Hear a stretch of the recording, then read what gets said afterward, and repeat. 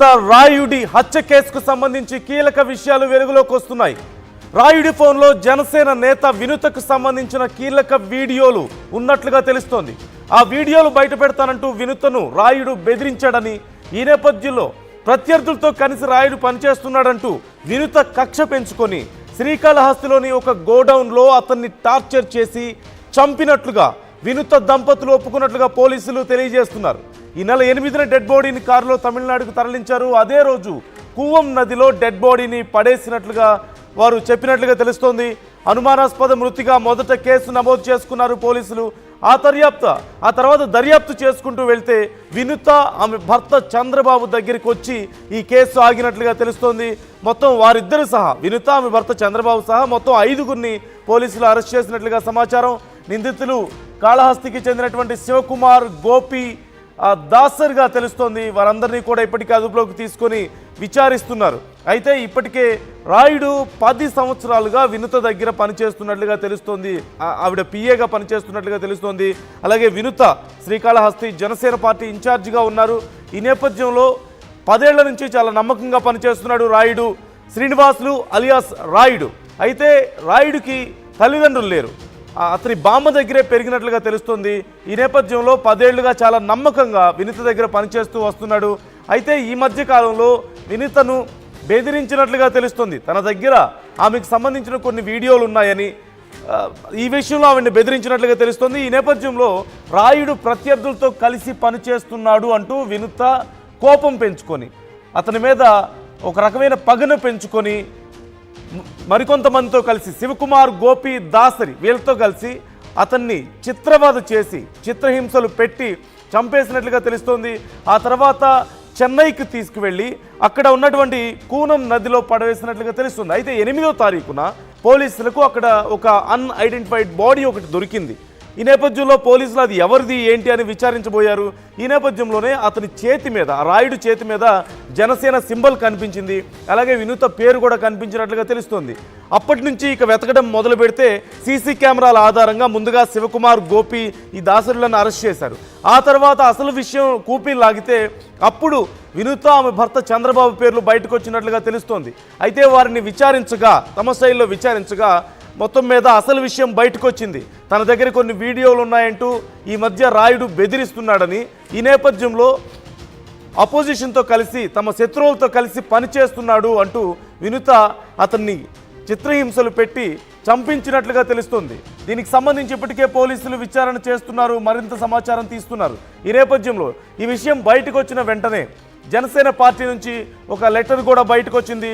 వినుతను party నుంచి suspend చేస్తూ తమ పార్టీ కార్యకలాపాలకు, అలాగే పార్టీకి సంబంధించిన సిద్ధాంతాలకు వినుత వ్యవహార శైలి కొంత ఇబ్బందికరంగా ఉన్నందున కొన్ని రోజులు సస్పెండ్ చేస్తున్నామంటూ ఒక లెటర్ కూడా బయటకు వచ్చిన విషయం మనం చూసాం. ఈ నేపథ్యంలో అసలు పోలీసులు ఏం చెప్పారో ఒకసారి వాళ్ళ మాటల్లోనే విందాం.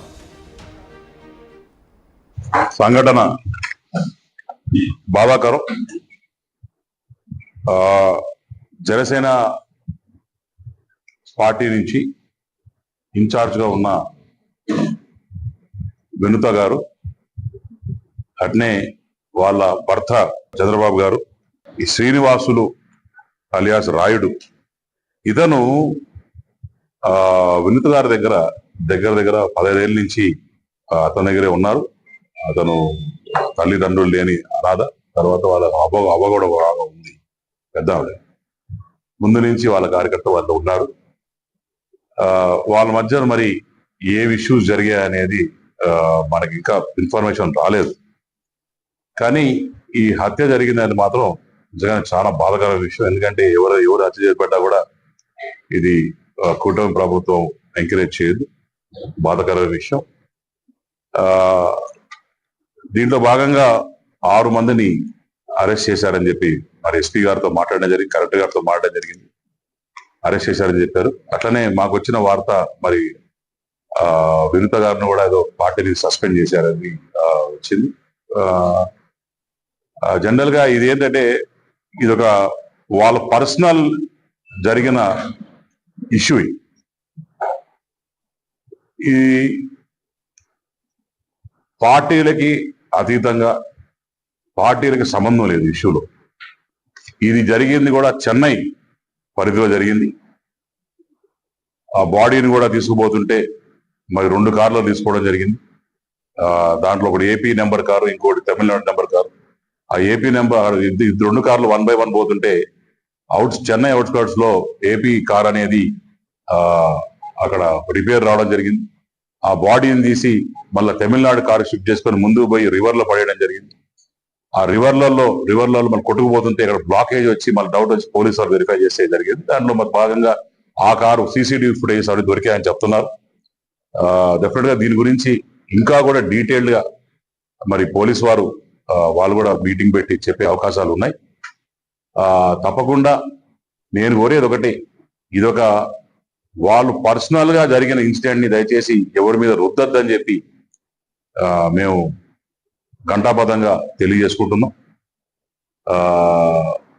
కానీ నిజంగానే ఆ శ్రీనివాసు అనే అబ్బాయికి వాళ్ళ కుటుంబానికి నేను అగాఢంగా సానుభూతి తెలియజేసుకుంటున్నాను.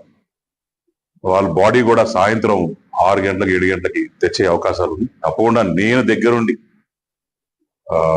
తమ్ముడి అంత్యక్రియలు కూడా దగ్గరుండి నేను చూసుకుంటానని చెప్పి ఈ ప్రెస్ మీట్ ద్వారా తెలియజేసుకుంటూ, అలానే తెలిసిన వెంటనే పొద్దున పై అధికారులు కావచ్చు అందరితో మాట్లాడడం జరిగింది. వాళ్ళు కూడా దాని గురించి వివరించారు చెప్పి తెలియజేసుకుంటారు.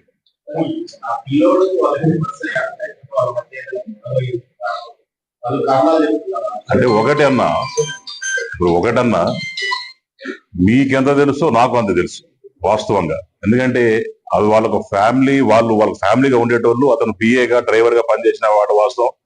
అప్పుడు మన ఇంటి కూడా వచ్చేటోడు, వాళ్ళతో పాటు మాట్లాడేటప్పుడు ఎలక్షన్స్ అప్పుడు వాళ్ళు చూస్తూనే వాళ్ళకి.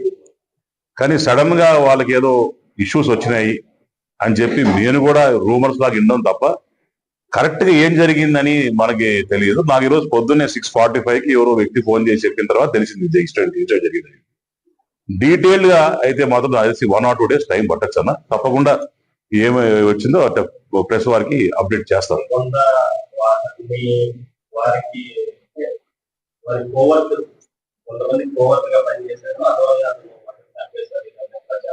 మళ్ళా చెప్తున్నా అన్న, దీని గురించి డీటెయిల్డ్ గా నాకు కూడా ఇంతవరకే మీకు చెప్పిన దానివరకే నాకు కూడా సమాచారం ఉంది. బై ఈవినింగ్ టోటల్ డీటెయిల్స్ అన్ని వస్తాయి. పైగా ఈ కేసు అంతా కూడా హ్యాండిల్ చేసేది చెన్నై పోలీస్ కాబట్టి దీంట్లో ఆంధ్ర పోలీసు భాగం తక్కువ ఉంది కాబట్టి తర్వాత ఏమైనా ఫ్యూచర్ లో ఉంటే ఇక్కడ పోలీసు కూడా వాళ్ళకి ఇద్దరు కలిసి ఇన్వెస్టిగేషన్ చేసే పరిస్థితి ఉంటుంది. నాకు వచ్చిన ఇన్ఫర్మేషన్ మాత్రం తమిళనాడు పోలీసు అరెస్ట్ చేస్తున్నారు, వాళ్ళు రిమాండ్ లో పెట్టున్నారు. 6 మంది మీద కేసు బుక్ చేశారని చెప్పి నాకు తూచాయిగా ఇన్ఫర్మేషన్ ఉంది. మైట్ బి కరెక్ట్ ఆర్ தக்கோட நம்பர் ஆயிடுச்சு, but they have been arrested. அதாவது நம்ம இந்த C3 7 Hills லிமிட்டில் ஒரு பாடி நமக்கு கிடைக்கிது. பாடி வந்து சஸ்பீசியஸ் டெத்துன்னு போட்டு நம்ம விசாரிக்கிறோம். போஸ்ட்மார்ட்டத்தில் எது மர்டராக இருக்கிறதுக்கு வாய்ப்பு, ஸ்ட்ராங்குலேஷன்லாம் இருக்குது அப்படின்னு சொல்கிறாங்க. சொன்ன உடனே அப்போ வந்து எந்த குழுவும் இல்லை, நமக்கு டிசீஸ்ட் யாருன்னு தெரியாது, அக்யூஸ்ட் யாருன்னு தெரியாது. அப்போ சிசிடிவிலாம் வச்சு பார்க்கும் பொழுது ஒரு சந்தேகப்படக்கூடிய ஒரு கார் வருது. அந்த காரோட நம்பர் எடுத்து அது வழியாக ட்ரேஸ் பண்ணி அந்த கார் அங்கே யார் கொண்டு வந்தாங்கன்னு பிடிக்கும் பொழுது அந்த இது வந்து மர்டர்னு நமக்கு தெரிய வருது. அந்த கார் அப்போ அங்கே கொண்டு வந்தவங்களாம் பிடிச்சிட்டோம். மொத்தம் இது வரைக்கும் எத்தனை பேர்? 5 பேர் அரெஸ்ட் பண்ணியிருக்கிறோம். அவங்களும் கன்ஃபஸ் பண்ணிட்டாங்க.